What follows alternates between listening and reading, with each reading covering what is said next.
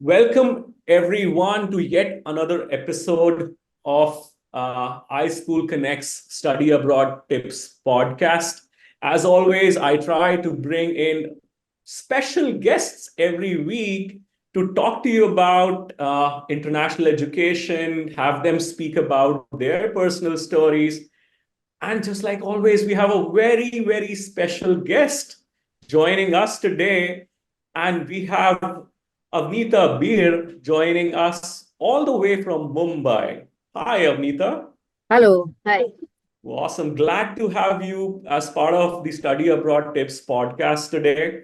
Hmm. All the folks who are joining in today, if you are an educator, if you follow the education industry closely, Avnita needs no introduction. She's an Indian educator and economist. She's also the principal of R.N. Podar School in Mumbai, Maharashtra.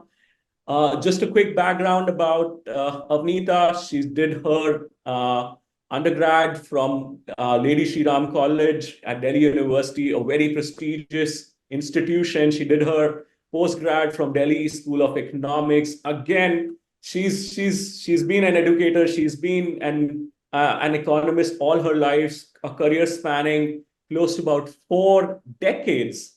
She has co-authored several books on economics. She's won several awards and recognitions, including the EQFI India Education Award and Educational Leadership Award.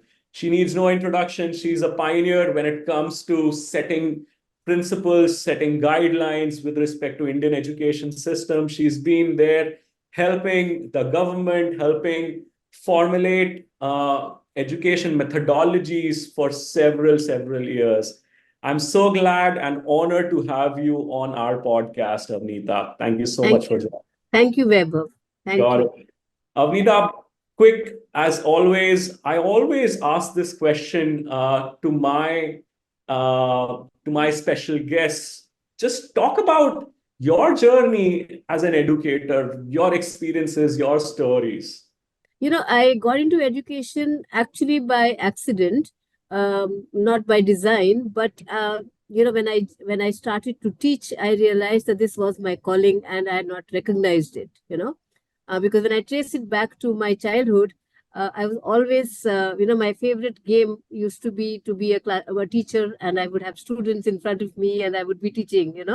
So definitely, I had the genes of a teacher, and but what happened? I mean, and this is something that I tell my students, that I always felt that because it was not by design, but I wanted to do something else.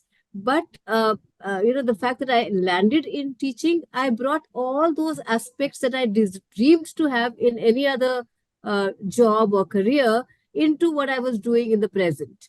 So it was like the passion, the interest, the ability, and the environment all kind of got aligned. You know, so Got no it. regrets at all. Also got the opportunity to work in many institutions, and because we were always on a transfer, and so got the opportunity to work with many different professionals, and some of the best institutions in the country. And so I described myself as a rolling stone, which hopefully did not gather moss. But of course, having come to Mumbai in the year 2003 or 2002, I got this assignment with Podar School, and I haven't moved. So it was as if the Rolling Stone finally came to a halt, and I was able to put into practice all the learnings that I'd got from all the institutions that I'd worked, at. So, Absolutely. so yeah, that's been my journey. So, Avnita, you've worked with a lot of corporates and the education departments, organizations like Microsoft, organizations like Google. You've even contributed at like world recognized institutions like Harvard or IIM Ahmedabad. Tell us a bit about that role as well. Well, so what I did was, and one of the lessons that I have learned from life, and which I always share with my children, is that when opportunity comes to you, Right. don't miss it. Okay, the difference between anybody who makes it and those who don't make it is an opportunity missed. Right. So as and when, so I have not again pursued anything very specifically, but when opportunities came into my life, I've always exploited them, and moved forward. So whether it was to go to IIM Ahmedabad early in my career, and do a course at IIM Ahmedabad, and then to have a professor from IIM Ahmedabad to come into our school and do a case study of our school, you know. It's very Right. heartening. And this was early years in my in this particular assignment, and the journey thereafter, and also, for example, when technology solutions became a passion for me, Right. especially being in Mumbai. It's a city where there are many constraints. Space is a big constraint, and then that translates into a time constraint. And Correct. you want to do so many things, but because of these constraints, you feel sometimes handicapped. And then, Right. once I started to explore with technology, I realized that there were unlimited possibilities, Right. and the world opened up, especially with Google. When we Right. started to use the internet, and the world opened up, and I would leave my footprint, my digital print, actually, on wherever I went. Like, for example, I found Khan Academy by Right. accident. I felt this was exactly the kind of student I used to be. Like, I would learn from on my own, be an independent learner. So I would, anything that fascinated me, I explored more. Okay. And that's how we're working Absolutely. at Khan Academy, doing their first pilot in India, to exploring Google suite of apps. And at that time, it was called the Google Docs. Correct. Again, was a necessity. It was basically, the education policy was changing. CBSE was introducing lots of new initiatives, and I realized that if I have to make my teachers respond with this, I need to use technology. So technology Right. has actually led me to a number of, I mean, the use of technology in a very productive manner, not just for frill value, not just to say that, okay, so we have smart board in the classroom, in every classroom. So the management kept providing the hardware, and we kept looking at the software or the cloud solutions, and hand Right. in hand, it's been a very fruitful journey. So we've been the pioneer in the use of a lot of technology, and and that also led me to share, because I also felt that, having seen all the challenges that educators find that they face, Right. I wanted to share how life could, or work could become more productive and more efficient with zero cost and a very, very easy manner. Absolutely. You've touched a very important nerve, which is technology. And because I represent a technology company, technology has always been very close to my heart. And I'll perhaps delve into technology a little later. But I wanted to understand, you've had a career spanning 4 decades, right? What shifts have you experienced? Hmm. Perhaps let's split it into 4 decades, and share us some examples of changes that you have witnessed versus what's going on today in the Okay. education segment. Okay. So the first 2 decades, I was a teacher in the classroom. So Right. I first hand understood and felt the pulse of students. You know, Correct. and I've always taught grade 11 and 12. So it was very close. The world of work and the higher education was very close to my heart. I mean, the sense that I felt it was important to keep in touch the reality that children would face after they finish school. And the next 2 decades, I've been the principal of a school. Uh, Mhm. so as a principal, in fact, one of the things, that biggest shift that happened in my perception about teaching was when one of my students of grade 12, no, grade 11 at that time, and he was a very bright student, a science student, and he was preparing for the JEE exam. So he was going for Mhm. coaching after school hours, and that time we used to not have, we used to have coaching institutes where children would enroll Right. after school, and So one day he came to my office and he said, I want to not sit in a particular class because what the teacher is teaching, I've already studied in my coaching institute and I already know it, but I have a whole lot of other compulsions. Like I have deadlines, I have assignments, and I want to do some self-study. Can I, when I want to sit at the back and do that, the teacher gets upset, Right. That's a typical mindset of a teacher where you Right, of 100% course. from students is a given, like they get offended if it's not there. So Yeah, the text statement of a teacher is, please, everyone pay attention. yes, exactly. And look at me, and when I'm teaching you, so you know. Exactly. Exactly. So, and for me, I've always taught the commerce sections, commerce students. So, and though I had my boys did science, and I did have some experience of the challenges of a science student, but Mhm. this challenge of having, to study your schools in your school and to go for coaching institute and to meet and to match both of them and balance the two was the first time I was hearing that challenge from a student. Right, So, right, so my, so he was saying the teacher gets upset, and if I don't come to class, if I stay away, if I take an off, then again, when I come to school the next day, I'm humiliated. So this happened, this was a constant story for a few years. But Mhm. I do remember going back to the teachers, and I said, and I remember again when I was telling you about the IM professor who came to do a session on conflict resolution with our teachers. Right, So she said, at the end of the session, she had some time and she said, is there any real time conflict that you are facing and you would want to maybe discuss it? And I said, this is right, a conflict I'm facing because when I tell the teachers, let the child, so he would say, he told me, can I come to your office and can I sit here and study? Can I go to the library? You know?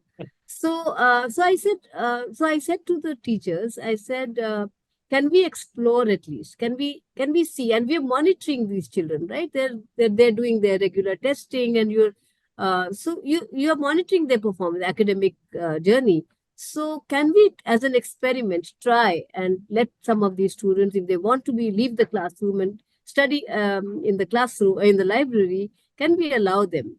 And they were absolutely shocked and not at all in exactly. in agreement.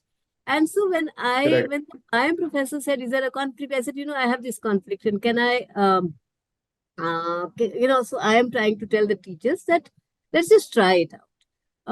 And if Right. it doesn't work, we will go back to we'll say sorry, and it didn't work, and we will. That's how change happens. You're not, Correct. we are Correct. not sure of the outcome, but at least you have tried. And Mhm. don't be afraid of failure. And I think that was my first experience of trying an experiment in education. And that brought a Wow. shift in my mind. So eventually, after 3 years, we actually introduced the integrated program where we went to the coaching center where most of our children were going, and we said, Mhm. can you send your teachers to our school? Can we integrate?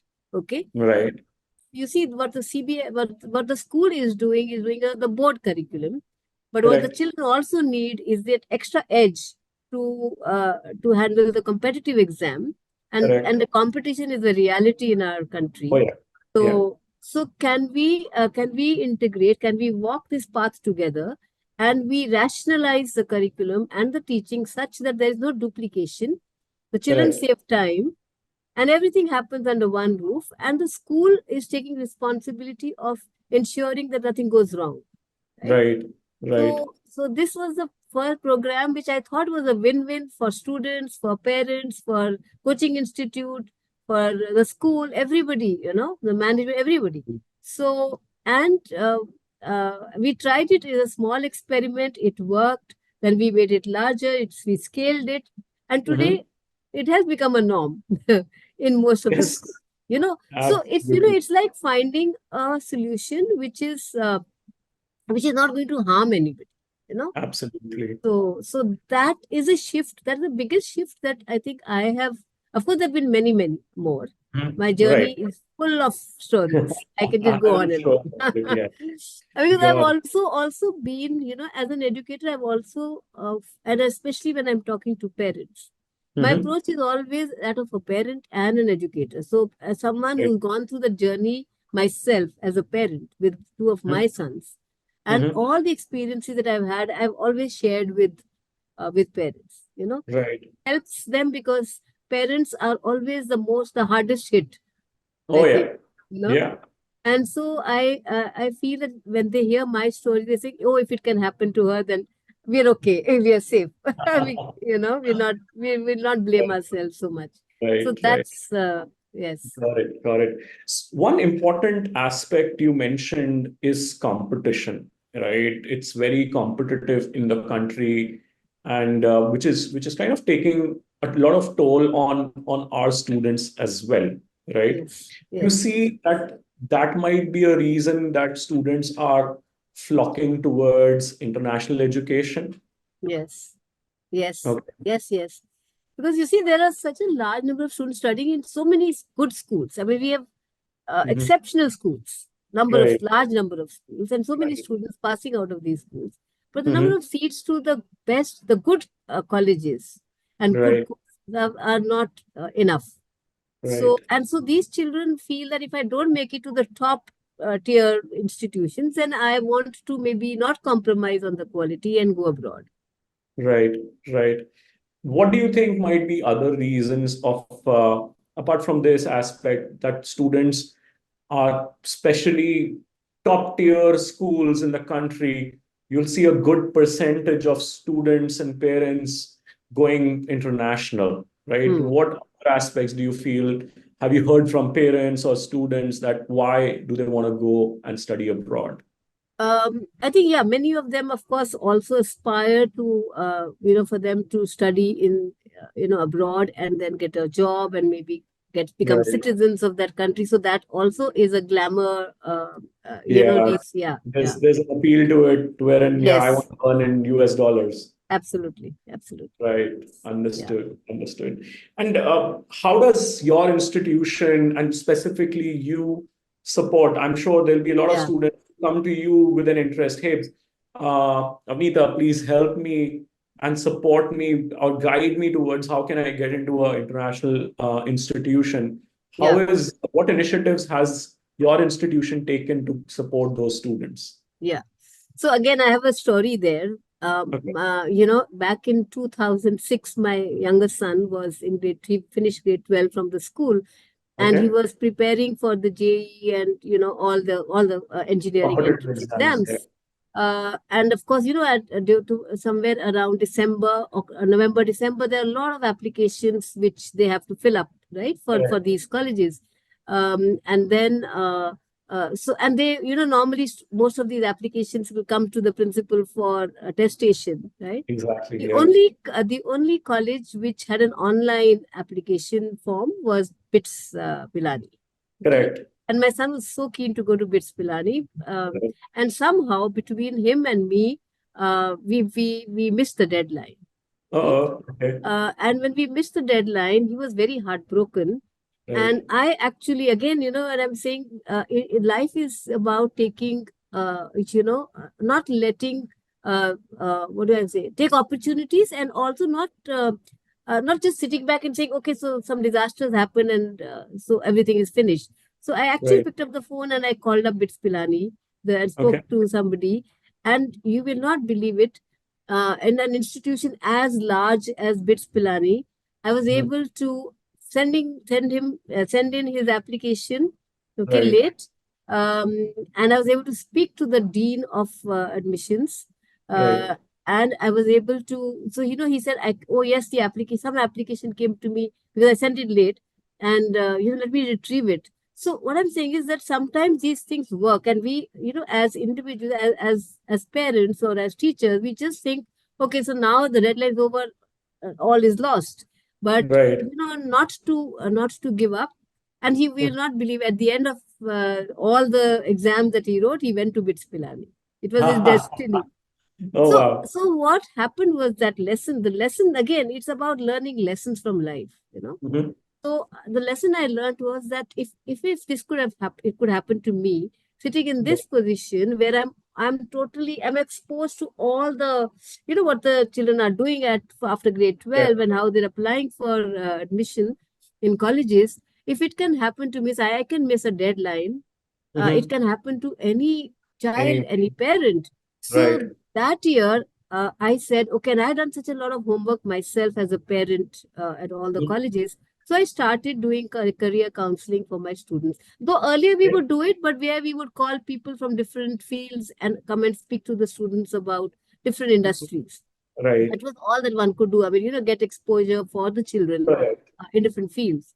But to get admission into college, this was the first time I realized that the school's duty does not just end with just helping them do well in grade 12, because Great there to is a journey after that. So the exactly. responsibility of helping children to reach their destination and study the course they want to study is also ours as educators. So Absolutely. partner with parents. So we started doing this regular sending updates to the parents, like this deadline is coming. So I did it myself for 1 year, and then I roped in some more parents who were uh, as keen as me in Right. this particular, I mean, very enthusiastic. So I roped them in, and we set up the first career counseling cell in the school in Wow. 2007. Wow. Okay. And then thereafter, we've always had a counselor in the school. Many of our teachers are also, there is this organization called IC3, which Correct. is their aim, their purpose, their mission is that every school should have at least one counselor, and Correct. every teacher should also become a counselor gradually, right? Right. So, Right. so some of our teachers have been part of that organization. I mean, I'm Right. actively a member of that. So all kind of, I mean, it's like at many levels, one is trying to bring the best career guidance for students. Got it. Got it. Got it. Do you deploy any technology or any tool to help to help faculties, help teachers, or help students, parents figure out the right career path? We did. I mean, we've tried out a few of these Okay. products, but we're not using one. We do have a Got it. counselor Mm-hmm. who is well versed with these Got it. platforms also. Got it. But Got it. it's more of a personalized approach to all the Understood. students who seek counseling.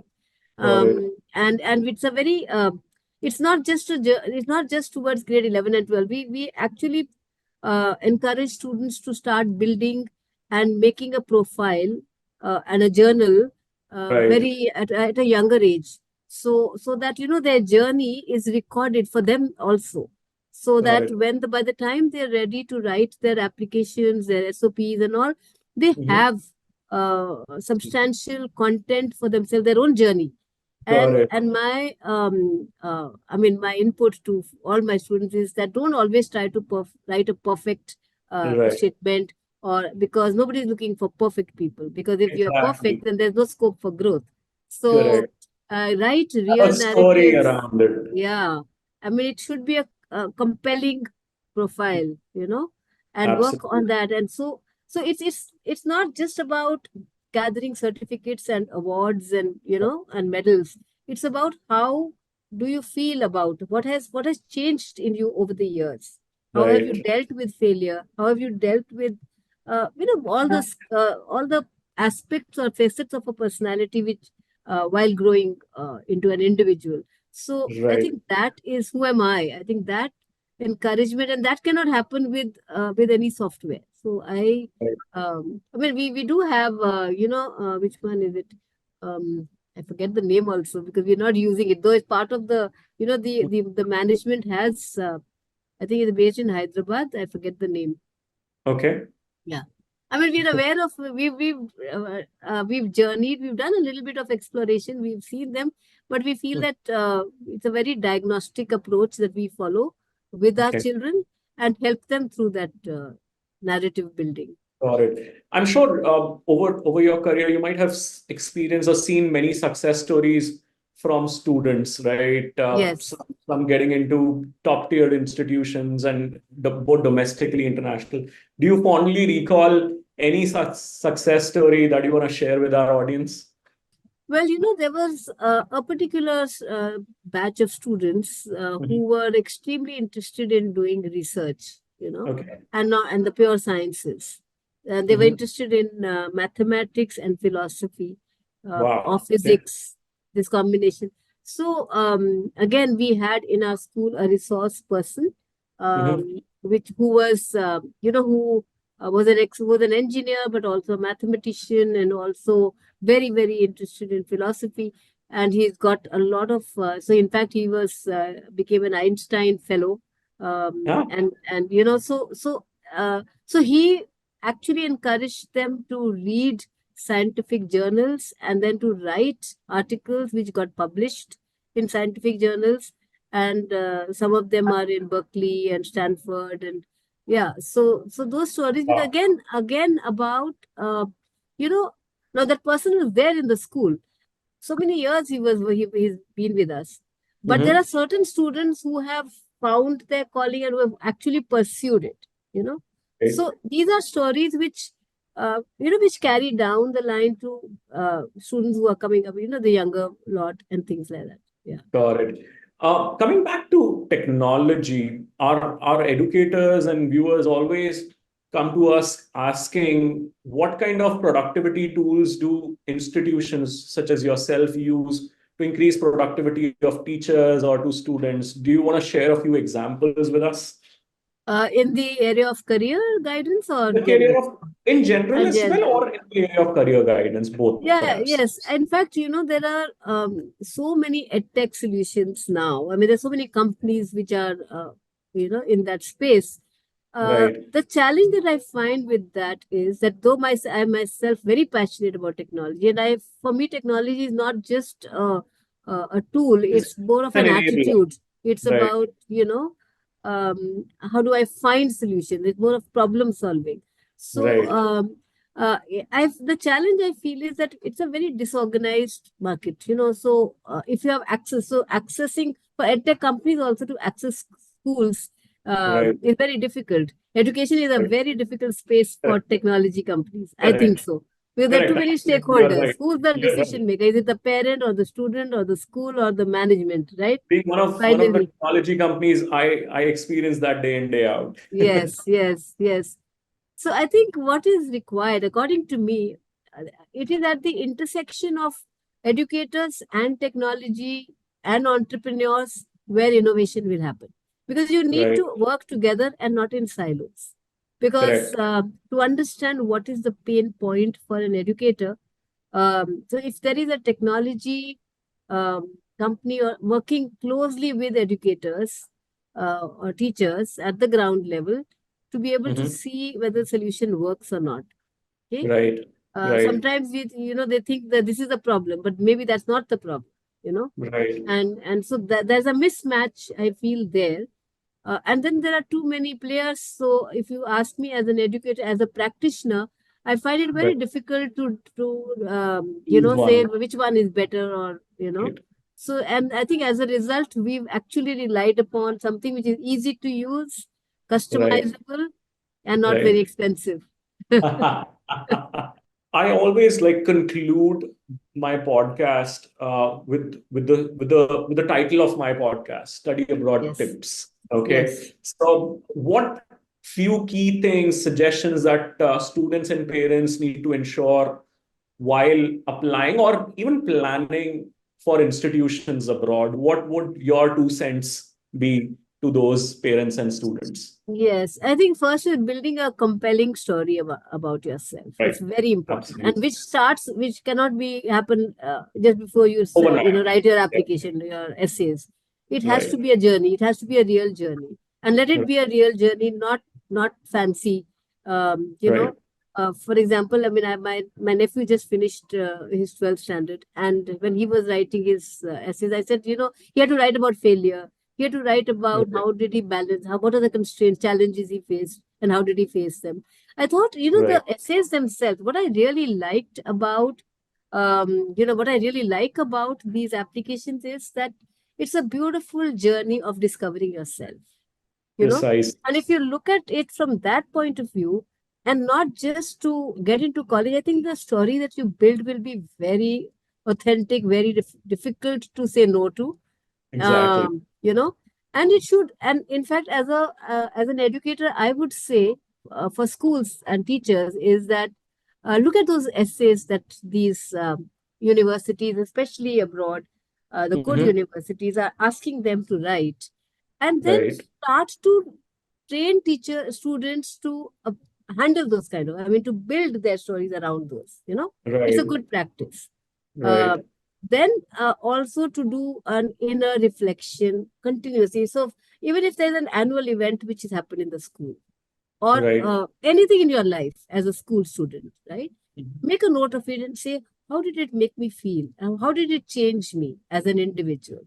And if Right. you can build that, like I said, journaling along the line, Mhm. Right. over a period of time, especially grade 8, 9, 10, the Right. journey begins there, not at the end of 12th or not in grade 11.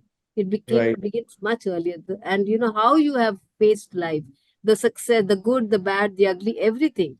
I think Right. that really kind of, because they're looking for, and I think they're very discriminating. I mean, they're very, it's not about how many certificates you have to show.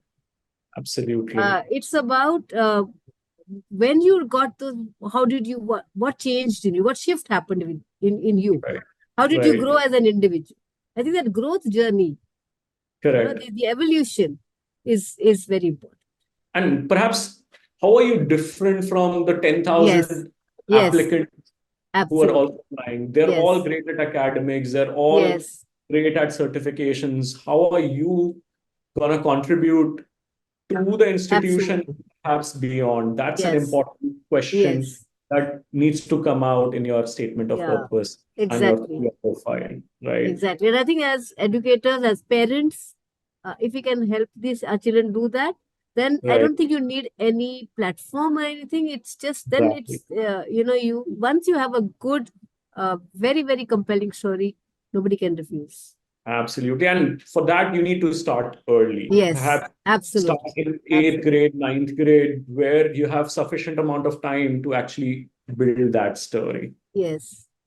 Right. Perfect. Thank you so much, Thank Avnita, you, for Vaibhav. joining me today. And it was a really, really insightful session. I'm sure it was for our listeners and viewers as well.